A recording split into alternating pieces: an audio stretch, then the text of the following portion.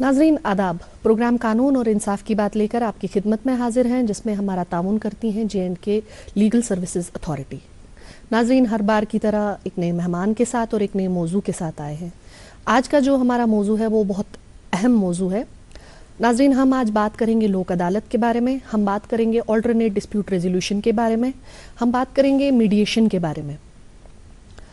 नाजरीन, इस मौजू पे बात करने के लिए आज की जो हमारी मेहमान जज साहिबा है वो है तबस्सुम कादिर परे, जो कि सब जज हैं और इस time as secretary DALSA Srinagar अपने फ़राइज़ अंजाम दे रही हैं और साथ में ही एडिशनल चार्ज है इनको सेक्रेटरी बड़गाम डालसा का। मैम, आपका हमारे प्रोग्राम में खैर मकदम है। मैम, जैसे कि आप जानते हैं कि बहुत ज़रूरी है ये चीज़ हमारे नाजरीन को बताना कि काफ़ी सारी चीज़ें जो कन्फ्यूजन्स होते हैं आए दिन हमारे नाजरीन को मिसलीड किया जाता है, तो इसलिए इस मौजू पे बात करना बहुत अहम है इस टाइम। और हम चाहेंगे कि हमारे नाजरीन भी गौर से ये सारी चीज़ें सुने और ख़ुद को फ्यूचर में बचाएं किसी भी और मिसलीड चीज़ होने से। मैम, जैसे कि हमारा टॉपिक है ऑल्टरनेट डिस्प्यूट रेजोल्यूशन, मीडिएशन, लोक अदालत, तो मैम सबसे पहले हम जानेंगे कि ऑल्टरनेट डिस्प्यूट रेजोल्यूशन क्या है, ये मेथड्स। जी बिल्कुल।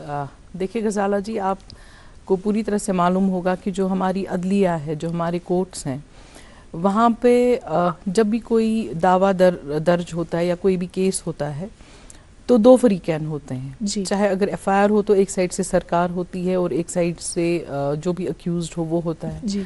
अगर सिविल दावा हो तो मुद्दी एक तरफ से होता है, मुदालिम दूसरी तरफ से जी। या अगर मैट्रिमोनियल डिस्प्यूट हो तो आमतौर पर बीवी जो है वो एक साइड से होती हैं और उनके हस्बैंड दूसरे साइड से। तो ये देखा गया कि over a period of years जो हमारा जज विद पॉपुलेशन रेशो है वो बहुत कम है जी, और यहाँ से लिटिगेशन बहुत ज़्यादा है। और कोर्ट्स में हमेशा जो केसेस हैं उनका फैसला एज पर जो हमारे कोडिफाइड लॉज हैं उन्हीं के तहत होता है। या जो हमारे प्रोसीजरल लॉज हैं, जैसे सीआरपीसी हुआ, हमारा सीपीसी हुआ, उनके जो बताए हुए जो हमारा एक प्रोसीजर है उसके अगेंस्ट हम नहीं जा सकते और बाहर नहीं जा सकते। बिल्कुल। लेकिन वो प्रोसीजर फॉलो करते करते ये है कि टाइम कंज्यूम हो जाता है, यहाँ से जज पॉपुलेशन रेशो भी बहुत कम है, तो कोर्ट्स के अंदर वर्कलोड भी ज़्यादा होता है, वर्कलोड बहुत ज़्यादा है। तो ये महसूस किया गया कि एक ज़रूरत है एक ऑल्टरनेट डिस्प्यूट रेजोल्यूशन मैकेनिज्म को भी कोर्ट्स के साथ साथ हम ये कह सकते हैं कि ऑल्टरनेट डिस्प्यूट रेजोल्यूशन मैकेनिज्म का भी एक बनाया गया। बिल्कुल जी हाँ। और सबसे पहले 1987 में जो लीगल सर्विसेज अथॉरिटीज़ एक्ट बामल लाया गया, उसमें बात हुई थी with respect to legal aid and कहीं बात हुई थी कि कोर्ट के बाहर भी हम फैसले कर सकते हैं मीडिएशन से जी। मैम, जैसे कि अभी आपने बात की लीगल सर्विस अथॉरिटी की बात, मैम क्या है ये लीगल सर्विस अथॉरिटी? एक आम इंसान कैसे समझेगा और कैसे अप्रोच किया जा सकता है लीगल सर्विस अथॉरिटी को? जी बिल्कुल। देख लीजिए, हमारे पास इस वक्त union territory of Jammu Kashmir में 20 ज़िले हैं, 20 डिस्ट्रिक्ट हैं और हर एक डिस्ट्रिक्ट में अपनी अपनी लीगल सर्विसेज अथॉरिटी है। बिल्कुल कोर्ट प्रेमिसेस में ही है, अदालत के साथ ही मुंसलिक है, लेकिन यहाँ पे मामले को हल करने का जो तरीका है वो अलग है। हाँ जी, अदालती निज़ाम से अलग है। बिल्कुल जी। मैम, अभी आपने शुरुआत में बात की थी कि जैसे कि अगर कोर्ट में कोई केस दायर होता है तो उसमें बाज़ाब्ता प्रोसीजर फॉलो करना होता है। अब अगर उसी प्रोसीजर से थोड़ा सा हम बाहर निकलते हैं, ऑल्टरनेट डिस्प्यूट रेजोल्यूशन को हम अडॉप्ट करते हैं, तो कैसे एक शख्स को, एक पार्टी, जो दो पार्टीज़ हैं, उनको कैसे उस मैकेनिज्म को वो अवेल कर सकते हैं? देख लीजिए, दो तरह की सूरतें हैं इसमें।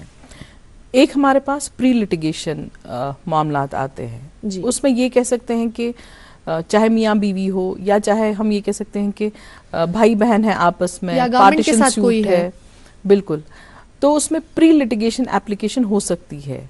लाइक कि हो सकता है कि हमें लग रहा है कि फॉर एग्जांपल हम पार्टीशन की एग्जांपल लेते हैं कि कोई शख्स फौत हो गया और जो उसका असासा है वो उसके जो लीगल हेयर्स हैं उनमें डिस्ट्रीब्यूट होने वाला है। जी। तो वो कोर्ट कचहरी में आने से बेहतर समझते हैं कि एक सिंपल दरख्वास्त कर लेंगे वो किसी भी डिस्ट्रिक्ट लीगल सर्विसेज अथॉरिटी के सामने, और उसमें उनका एमिकेबल सेटलमेंट जो है, फैमिली सेटलमेंट है, वो हो सकता है इन अ प्री लिटिगेशन, जो कि कानूनी पूरी तरह से वैलिड है।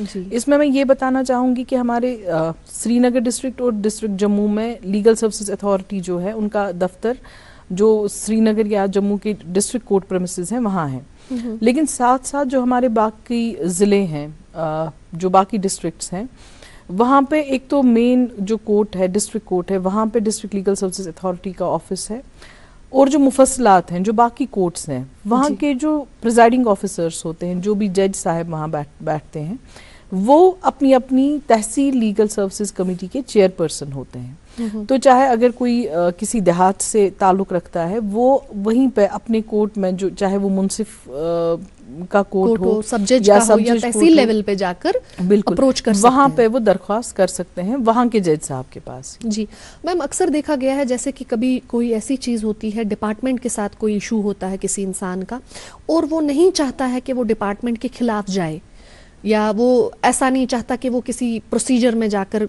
कोर्ट में जाकर कोई प्रोसीजर फॉलो करे जिसमें काफ़ी सारा टाइम लगे। क्या डिपार्टमेंट्स को लेकर भी प्री लिटिगेशंस के लिए आ सकते हैं? बिल्कुल बिल्कुल। उसमें तरीका ये है कि एक सिंपल दरख्वास्त, एक सिंपल एप्लीकेशन वो लिखें।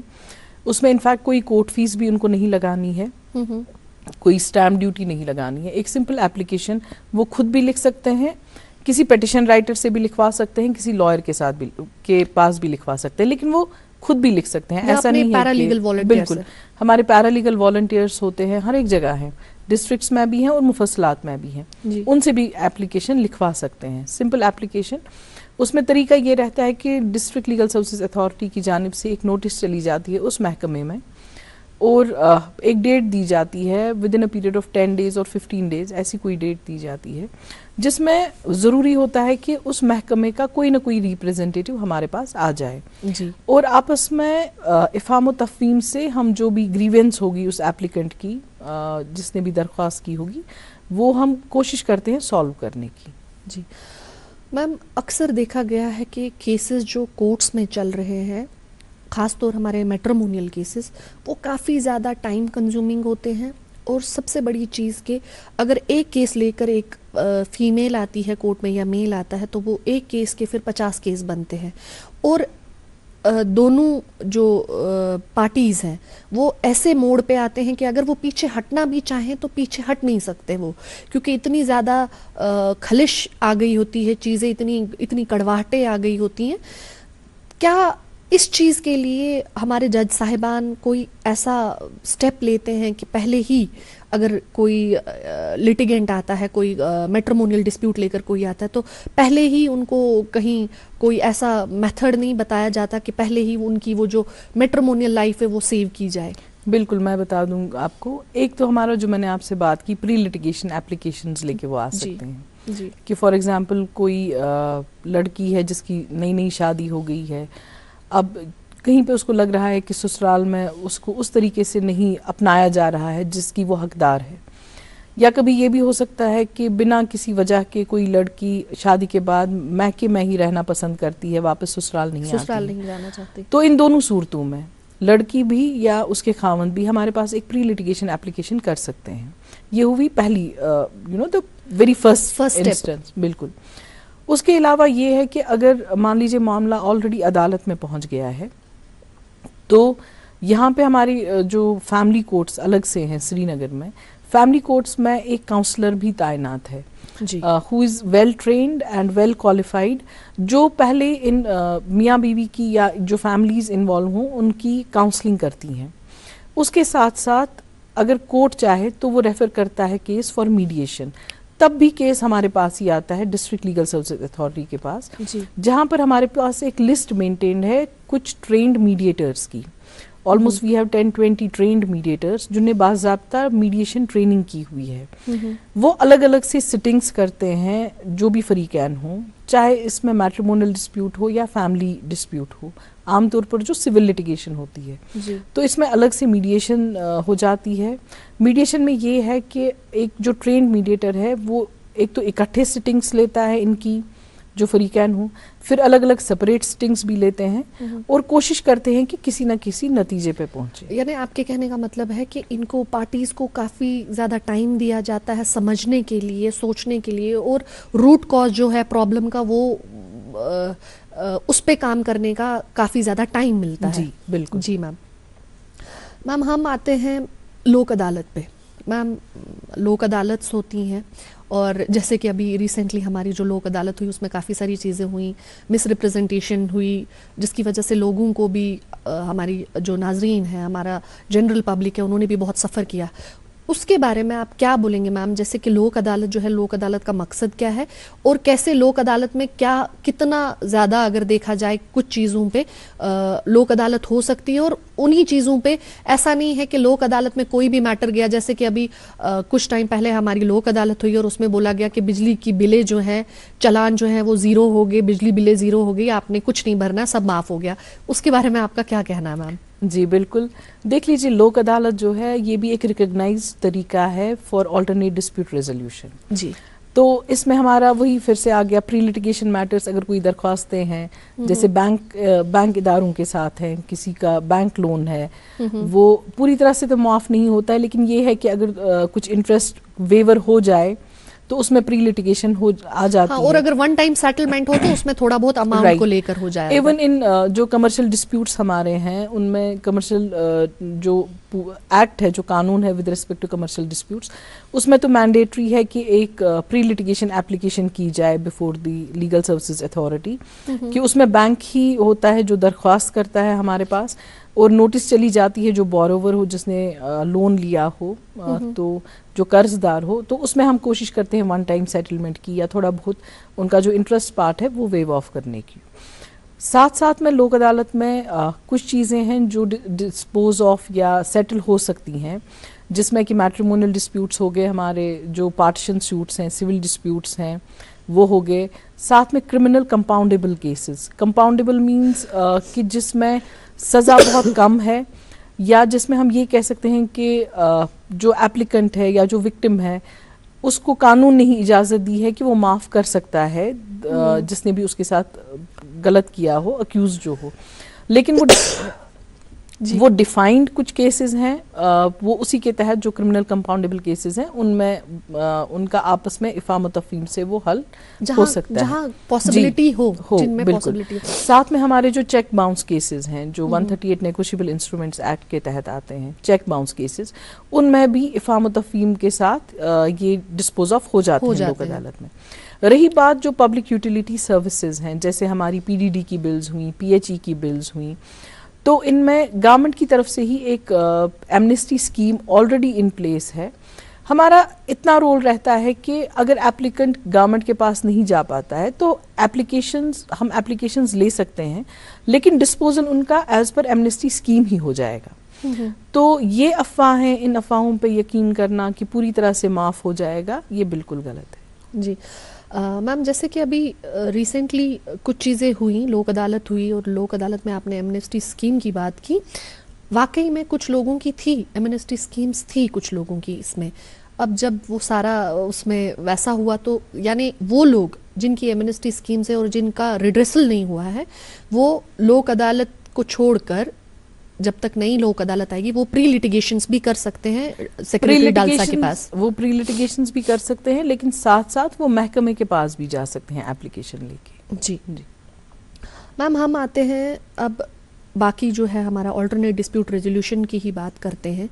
जैसे कि कुछ आजकल ऐसा है कि सिर्फ अब फैमिली डिस्प्यूट्स और मैट्रिमोनियल डिस्प्यूट्स ही नहीं है, आजकल कंपनीज़ हैं, डेवलपमेंट्स हैं, कुछ ऐसे बिजनेस डील्स हैं कि नई नई चीज़ें जो हैं वो सामने आ रही हैं। जैसे कि हम अक्सर देखते हैं एक आर्बिट्रेशन क्लॉज हर अग्रीमेंट में रखा जाता है।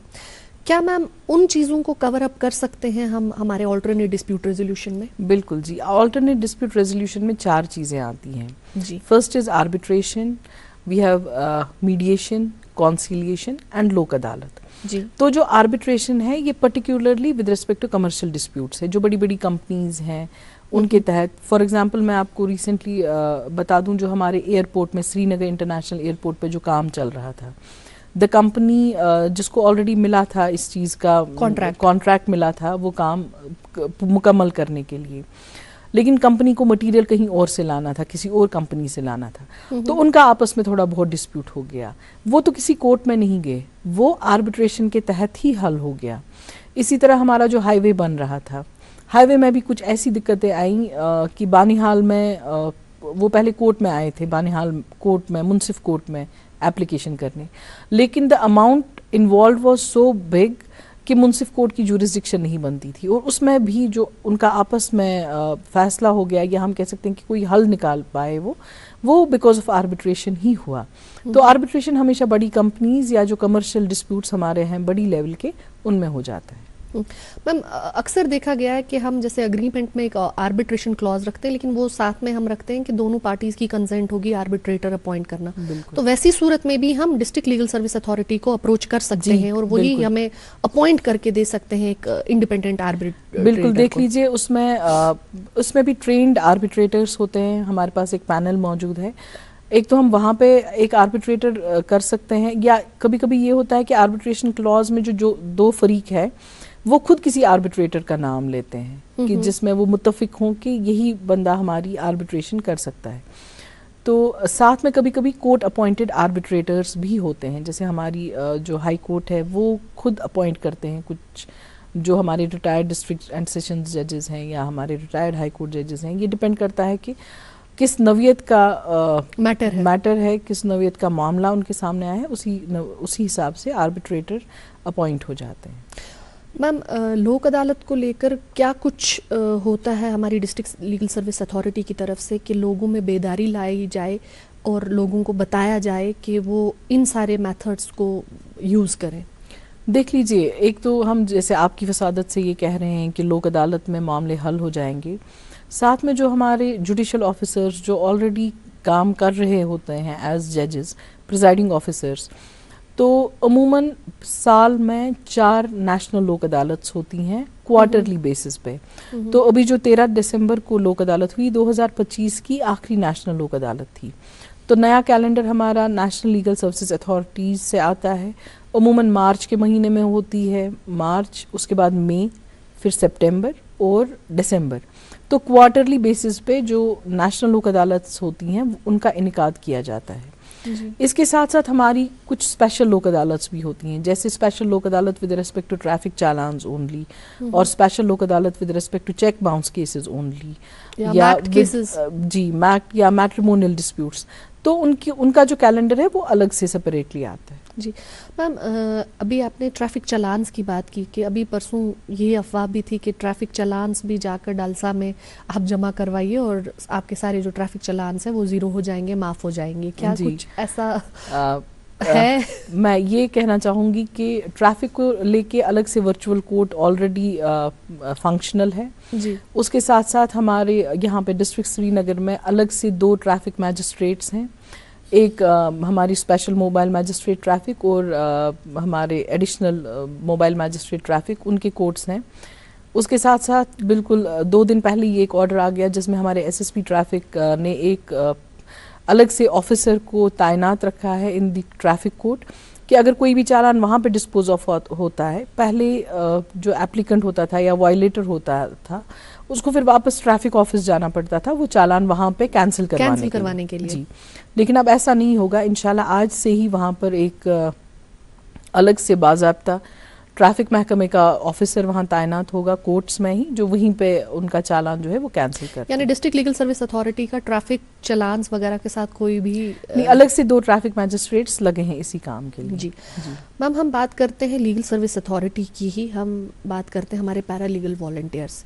क्या लोक अदालत से पहले हमारे पैरा लीगल वॉलंटियर्स जगह जगह जाके अपने मोहल्ले में, अपनी कम्युनिटी जहाँ जहाँ उनकी जुरिस्डिक्शन है, लोगों में बेदारी लाते हैं इन सारी चीज़ों को लेकर? क्योंकि बहुत सारे आज भी, खासतौर हमारे फार फ्लंग एरियाज़ में काफ़ी सारी क्राउड आज भी है जिनको पता नहीं है इन सारी चीज़ों के बारे में। जी बिल्कुल, हमारी डोर टू डोर कैंपेन्स भी चलती हैं जी। एंड आई मस्ट टेल कि आफ्टर एवरी 2 मंथ्स जो हमारे पैरालीगल वॉलंटियर्स है उनकी एक डोर टू डोर कैंपेन्स चलती हैं। और साथ में जो हमारे पैरालीगल वॉलंटियर्स हैं वो उन सबको लाया ही गया है सोसाइटी के उस हिस्से से जहाँ पे ये लगा कि कानूनी बेदारी की ज़रूरत है, तो वो अपने घर, अपने आस पड़ोस, अपने मोहल्ले में जाकर इस निस्बत बात करते रहते हैं। मैम, देखा गया इस साल भी अगर देखा जाए काफ़ी सारे प्रोग्राम्स लीगल सर्विस अथॉरिटी, हमारे जो सालसा की तरफ से नेशनल लीगल सर्विस अथॉरिटी, काफ़ी सारे प्रोग्राम्स हुए। क्या कुछ मैम हम बताएं कि इतने टाइम से जो हम ये काम कर रहे हैं, हमारा एक प्रोग्राम जो है, हमारा ये प्रोग्राम कानून और इंसाफ की बात, ये भी इसी का एक हिस्सा है जो कि हमारे ऑनरेबल सुप्रीम कोर्ट की डायरेक्शंस पे ये प्रोग्राम होता है।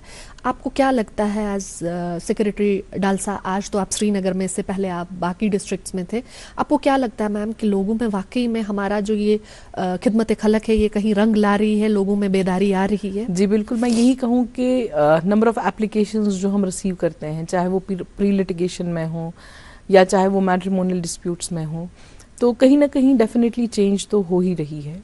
इसके साथ साथ मैं आपको ये भी कहना चाहूँगी कि बहुत बार चाइल्ड कस्टडी केसेस होते हैं जो हम अभी मिस हो गया हमें बात करते हुए।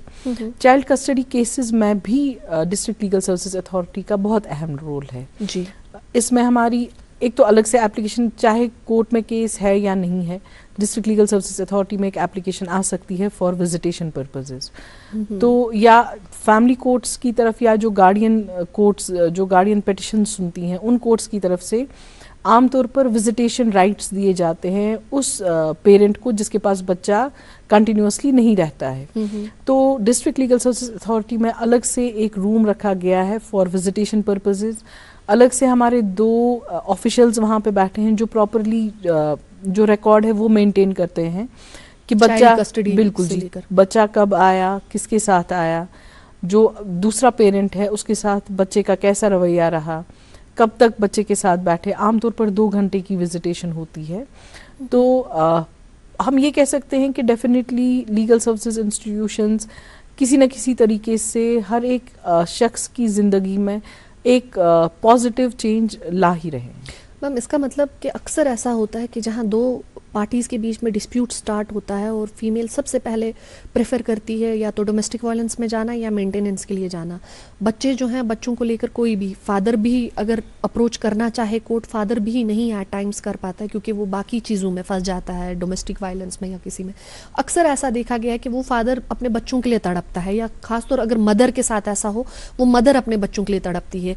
ये एक अच्छी इन्फॉर्मेशन है कि कोई भी इंस्टेंटली, अगर ऐसा किसी के साथ भी होता है, instantly district legal service authority आकर एक एप्लीकेशन कर सकते हैं अपने बच्चों के मुलाकात के लिए, जब तक चीज़ें डिसाइड होंगी। बिल्कुल जी। इसके साथ साथ मैं आपको कहना चाहूँगी कि district legal services authority victim compensation cases को भी प्रोसेस करते हैं। जी। देख लीजिए क्या था, जो हमारा एडवर्सेरियल सिस्टम था पहले, फॉर एग्जाम्पल किसी का कत्ल हो गया, खुदा न खास्ता, तो या एसिड विक्टिम, तो जिसने ये हम कह सकते हैं कि ये ऑफेंस किया, उसको चलिए कानून की वो शिकंजे में आ गया, जेल हो गई या फिर पूरी तरह से ट्रायल चलने के बाद सजा हो गई।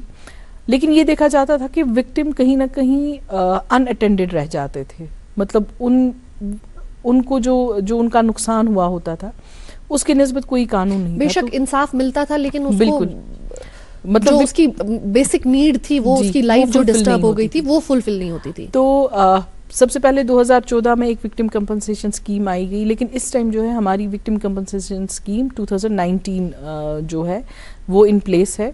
तो उसके तहत विक्टिम्स की कंपनसेशन का जो वो सारे वो केसेस हैं वो प्रोसेस हो जाते हैं by district legal services authority. जी मैम, और उसमें कोई टाइम बाउंड है, कितने टाइम में? बिल्कुल, देख लीजिए, even at the time of lodgement of FIR अगर विद इन 24 आवर्स हमारे पास इंफॉर्मेशन आ जाती है तो एक छोटी सी इंक्वायरी करनी पड़ती है as secretary district legal services authority, और उसमें वहीं पे एक शेड्यूल दिया हुआ है कि किस नौयत के ऑफेंस में किस तरह की कंपनसेशन हो सकती है। पहले इंटरिम जो बिल्कुल इंस्टेंटेनियसली दी जा सकती है, और फिर फाइनल कंपनसेशन। जी मैम, हम बात करते हैं कुछ चीज़ों पे जो कि मतलब जैसे कि हमारा 2014 का फ्लड आया मैम, फ्लड से अभी तक भी एक अरसा हो गया मैम, और अगर कहीं पे किसी को किसी तरीके से कॉम्पनसेट नहीं किया गया, अगर वो कोर्ट जाए भी तो मैम वो लिमिटेशन पीरियड में आता है। तो काफ़ी सारी जो मतलब हमारा प्रोसीजर है, जो प्रोसीजर में वो फंसता है एक लिटिगेंट। तो इन सारी चीज़ों को भी ओवरकम करने के लिए हम डिस्ट्रिक्ट लीगल सर्विस अथॉरिटी की तरफ रुजू कर सकते हैं। गजाला जी, मैं ये कहूँ कि at the time of floods, immediately after floods, I still remember कि उस टाइम भी डिस्ट्रिक्ट लीगल सर्विस अथॉरिटी के सामने बहुत सारी एप्लीकेशंस आई थी with respect to insurance companies, और इतना मुझे यकीन है कि उस वक्त within a time period, कुछ टाइम फ्रेम के तहत वो एप्लीकेशंस डिस्पोज ऑफ की गई थी। लेकिन अब आप कह रहे हैं कि अगर इस टाइम कोई कोर्ट जाए तो डेफिनेटली जो लिमिटेशन पीरियड है वो आ जाता है, लेकिन एक सिंपल प्री लिटिगेशन एप्लीकेशन करने में कोई बार नहीं है अगर वो डिस्ट्रिक्ट लीगल सर्विस अथॉरिटी के पास एप्लीकेशन कर ले। जी मैम, ऐसे ही और भी मौज़ूआत पे हम आगे बात करेंगे। मैम, आज आपका एक मैसेज जो हमारे नाजरीन के लिए हमारे प्रोग्राम के हवाले से है। जी, मैं यही मैसेज देना चाहूँगी तमाम नाजरीन को कि ख्वामखा की अफवाहों पे या ख्वामखा के हम ये कह सकते हैं कि वीलॉग्स पे भरोसा ना करें। हमेशा किसी भी मामले की तह तक जाएं और किसी भी वीलॉगर के जो भी वो सामने बोलते हैं ज़रूरी नहीं है कि सच हो और सही हो। शुक्रिया मैम, आपका हमारे प्रोग्राम में आने के लिए बहुत बहुत शुक्रिया। नाज़रीन, आपने देखा कि कितनी खूबसूरती से मैम ने हर चीज़ बताई, आपकी हर ग्रीवियंस को मैम ने एड्रेस किया। हम आपको ये भी बोलेंगे कि कोई भी अफवाह आप जो सोशल मीडिया से सुनते हैं, कोई भी चीज़ ऐसी जो भी आप वहाँ से सुनते हैं, एकदम से उस पर एक्ट मत कीजिए, बाज़ाब्ता आकर पता कीजिए। और ये जो सारी चीज़ें हैं, ये खामखा की अगर देखा जाए वो अपनी व्यूअरशिप बढ़ाने के लिए चीज़ें करते हैं, तो इन चीज़ों में आप ना फंसें, क्योंकि आपका टाइम बहुत प्रेशियस है। और जो भी आपको इन्फॉर्मेशन लेनी है किसी भी मामले में, आप लीगल सर्विस अथॉरिटी हर डिस्ट्रिक्ट में ऑफिस है, वहाँ जाएं और वहाँ के जो ऑफिस में एडमिनिस्ट्रेशन है उनसे मिलें, और जो भी आपकी कोई भी क्वायरी होगी वहाँ ख़त्म करें, वहाँ पूरी आपको इन्फॉर्मेशन मिल जाएगी। नाज़रीन, ऐसे ही कुछ और मौज़ूआत के साथ आपकी खिदमत में दोबारा हाजिर होंगे। जब तक के लिए अल्लाह हाफ़िज़।